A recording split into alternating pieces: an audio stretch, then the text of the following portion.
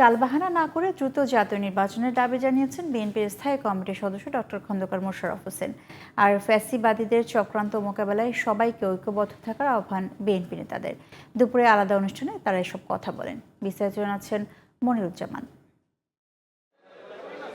মেধাবীদের খুঁজে বের করতে হিফজুল কোরআন ও কোরআন তেলাওয়াত প্রতিযোগিতার আয়োজন করে জাতীয়তাবাদী ছাত্রদল।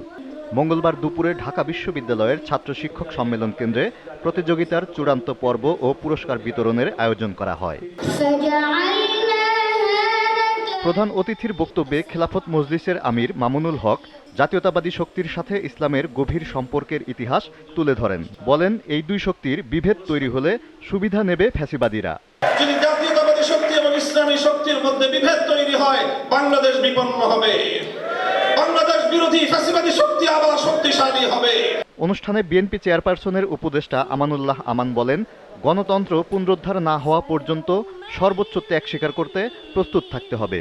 ছাত্রদল শপথ নেবে ইনশাল্লাহ বাংলাদেশের গণতন্ত্র পুনরুদ্ধারের জন্য অকাতরে তোমাদের সাথে যদি আমাদেরকে জীবন দিতে হয় আমরা জীবন দেওয়ার জন্য প্রস্তুত। বিএনপির কেন্দ্রীয় নেতারা বলেন, ফ্যাসিবাদীরা গণতন্ত্রের পক্ষের শক্তির মধ্যে বিভেদ তৈরির চেষ্টা করছে।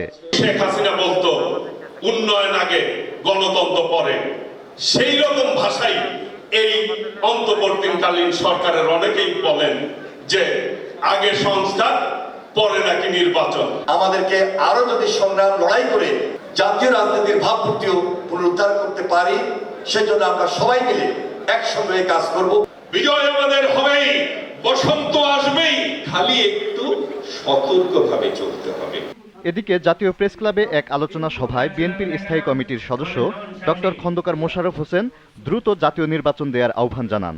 আর টালবাহানা নয়, অতি দ্রুত জাতীয় সংসদের নির্বাচনের ঘোষণা দেন, তাহলে আপনারাও সম্মানের সাথে আপনারা ক্ষমতা হস্তান্তর করতে পারবেন।